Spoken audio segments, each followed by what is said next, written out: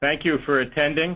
I'm Rick Denning, President of Shelter Island Risk, and welcome to this second webinar that we are using to address the topic of cloud computing.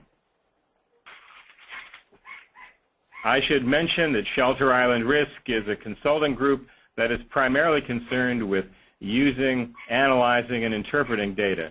But inevitably, we are involved in helping people make technology decisions related to information services.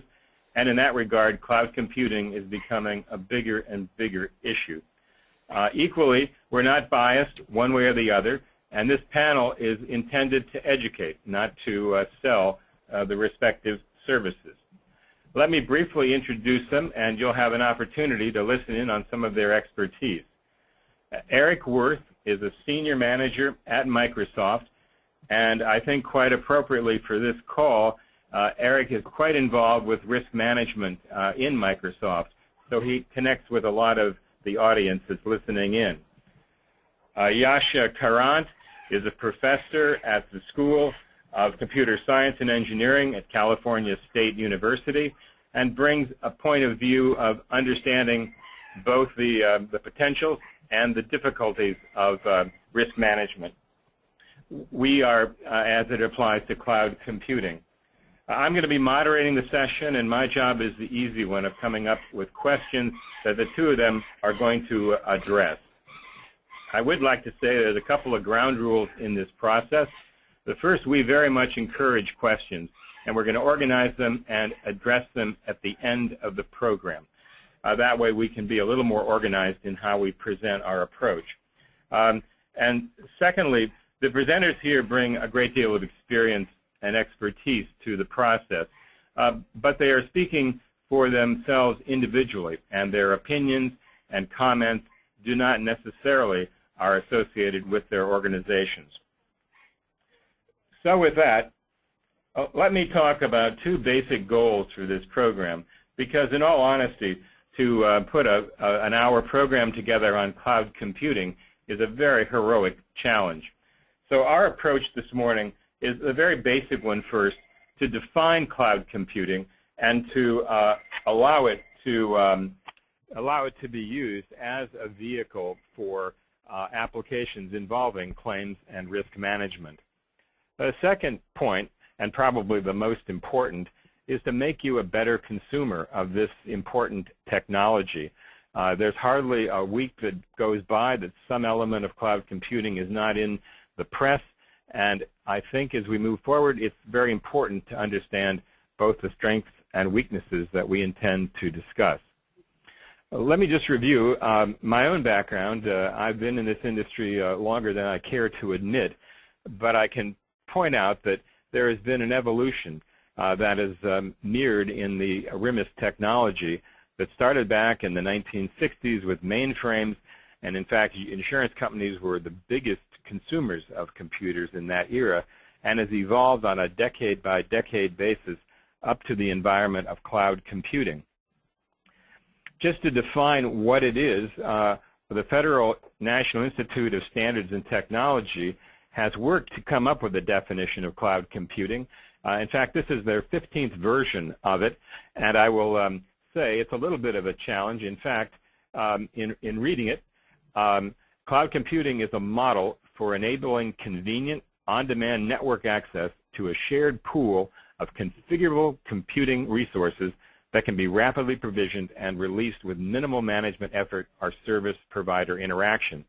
I don't know about the rest of you, but that leaves me something in a cloud to understand what it's all about. So I'd like to move forward with our panelists and talk more about what exactly cloud computing is and how they are utilizing it. So on that basis, let me start with Erik. What is cloud computing really all about, and can you explain it in words that the rest of us can understand? Thanks, Rick. Yeah, in simple terms, cloud computing, it's a way to leverage really the power of the internet for data processing and data storage. And in the simplest terms, that's really what it is.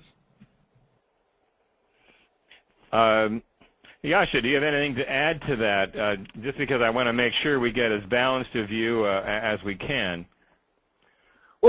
I think the basic idea behind cloud computing evolved out of not only the use of the Internet, but out of a number of other experiments that have been going on for quite a few years, something we used to call and still do call grid computing. But I think Erik's basic idea is basically correct. The idea is to offload all of the computational and storage issues to somewhere out on the Internet, which we just simply call the cloud, because you can't see it. It's just a cloud somewhere out there. I see. Does that more or less agree with you, Erik? I think that covers the ground. And Erik, I'd like to go back to you for a basic description here of the difference between public and cloud computing. Yeah, so there's two different types of clouds, and Rick, you mentioned one of them. There's private cloud and there's public cloud. Start with the private cloud. The private cloud is really when the cloud infrastructure or components are operated solely for an organization, for a single organization. It may be managed by the organization or a third party and may exist on or off premises. In comparison, a public cloud is when the infrastructure is made available to the general public and is owned by an organization selling cloud services. So those are the kind of the differences between the two. I think one important issue that you brought out when we discussed this is when we're talking about a public cloud, there's often two parties involved. There's a provider of the service, and then they have a contract with the public cloud, and then you have a private cloud where there may only be a one-on-one relationship. Let's talk a little bit about that in this context, Erik. Since I've been in this industry, it's been quite common to outsource computer applications to third-party administrators, to insurance carriers, brokers, risk management information systems. That's been going on for 20, 30, 40 years, but what makes cloud computing different? There's probably a couple things, Rick, that make cloud computing different. One, the first thing is, we talk about scalability with cloud computing and the ability to ramp up or ramp down a service in real time in comparison to having, fixed infrastructure that you rely on and that you may need to build out in the event you need to increase your business. The second one is focused on cost savings. And it's really, we talked about moving those services and those functions in the cloud. Essentially, you as a customer or as a company remove the need for the infrastructure and basically that cost, that fixed cost to run your business. So you can push that off to the cloud provider. And again, scale up and scale down your service in real time. Well, let's talk a minute about the providers that you see, the major ones out there. And I would like just to reiterate a point that Erik's making. And having been in this business, like I said, when you had a mainframe or a particular hardware and it reached a point where 80 or 90% of its capacity was consumed, the typical arrangement was you'd have to go out and buy something of comparable size, and therefore you'd always be operating with a fair amount of capacity in your system. That's one of the issues that cloud computing is supposed to address. But Erik, who are the players at this point that you see? Obviously, Microsoft is one of them, so I'll give you that credit. But where else do you see capability? Yeah, just name a few. Obviously Microsoft, Salesforce.com, Amazon, Google. Those are probably the big names that that come to mind. In this business, there's obviously a whole bunch of others that are continuing to roll out services in this area, and I expect that to grow, going forward. Actually, on that basis, one of the things we promised to do in this program is to record it, to provide you the copies of the slides, and sometimes there's additional materials, additional papers and so forth, and we'll make that all available and provide you information through your emails about that availability and where and when. Well, let's cut to the quick. I think Erik's already addressed the issue of cost. So what are the advantages of cloud computing? And equally, since things always seem to be balanced these days between risks and benefits, what are some of the risks that you see? Erik, if you want to start. Sure. Yeah, and some of the advantages, Rick, as we noted earlier, the reduction in costs, I think, can be quite substantial. You're paying for really the services that you need to use at a given point in time. The second item that I'd like to highlight as an advantage is, the increased agility and reliability, including faster time to market. I noted earlier, the ability in using cloud services for you to, again, ramp up, ramp down a new service or an existing service is quite, I think, advantageous or interesting to a consumer of cloud services. So instead of going out and building, say, a server room or a data center, you could go directly to a cloud provider to provision these services in say, days and hours versus months and years, which it may take for you to build out physical infrastructure services and data center. What are some of the risks from your viewpoint? Probably the key risk, I highlight this as generally is data management. The whole thought of you as a consumer providing your data, your information to a third party, is obviously going to increase the concern and the risk around this business platform.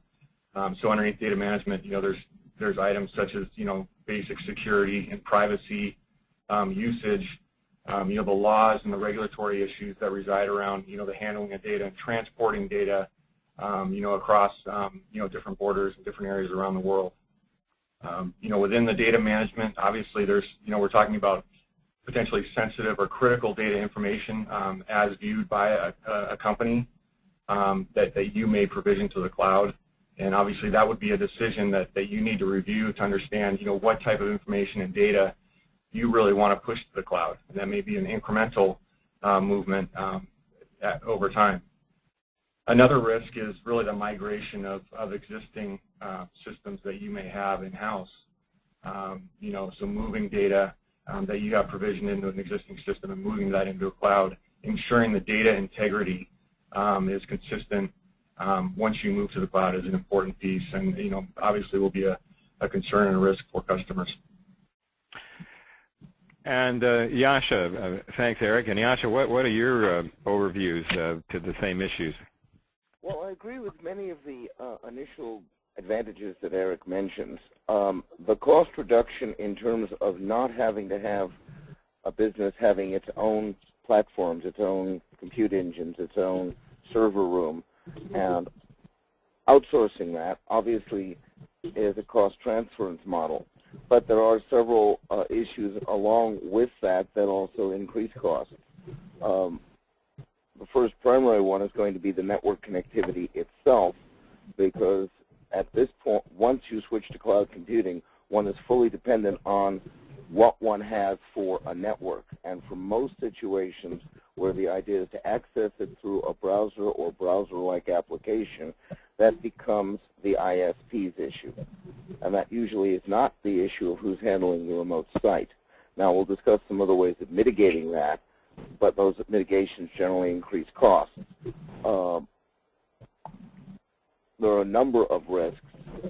One of those is you are dependent on the quality of the service, the quality of the hardware, the quality of the uptime at the remote site. And the other risk, which we'll come back to, I think, again, but is worth mentioning here, once you are on the Internet, particularly the public Internet, your data, your information, your processes are exposed. And many of you may have received an email from major financial corporations with whom you have credit cards, what have you, banking accounts. Surprise, your email has been read by somebody else, so please watch out for such and such and so and so. And the problem is that's just your email addresses. What happens if that is your actual business data information? So there are issues there. There are ways to mitigate it, which we'll get back to, I believe.